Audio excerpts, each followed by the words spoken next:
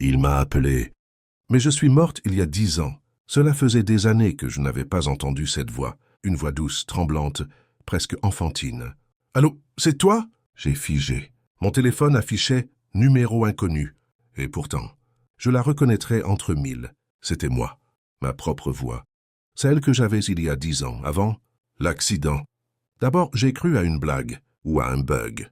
Puis elle a repris « Pourquoi t'as disparu? Tu m'as abandonné. J'ai froid ici. J'ai peur. » Mon cœur battait si fort que je ne sentais plus mes jambes. J'ai raccroché, jeté le téléphone, mais il a sonné à nouveau. Même voix, même question.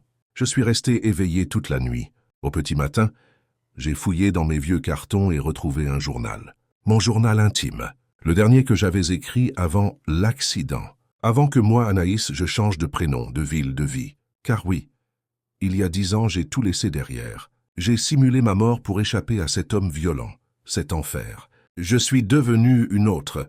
J'ai fui. Mais cette voix, elle ne venait pas du passé. Elle était le passé. Le soir suivant, j'ai reçu une autre appel. Et cette fois, elle a murmuré « Tu dois venir me chercher ».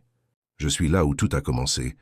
Je n'avais pas mis les pieds dans cette maison depuis une décennie. Elle avait été vendue, brûlée, puis reconstruite. Pourtant, j'ai senti quelque chose m'y attirer. Je suis allé jusqu'à l'ancienne maison de mes parents. Le jardin était en friche, mais la balançoire grinçait encore. Mon cœur se serrait à chaque pas. Puis j'ai entendu un rire. Mon rire, celui d'une ado de 17 ans. J'ai ouvert la porte, pourtant verrouillée, et l'ai vue.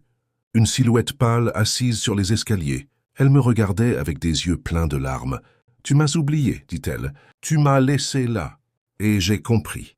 Pour survivre, j'avais enterré cette partie de moi. La jeune fille brisée, apeurée, détruite. Mais elle ne demandait qu'à guérir, à être libérée. Je me suis avancé, je l'ai prise dans mes bras, et j'ai pleuré comme jamais.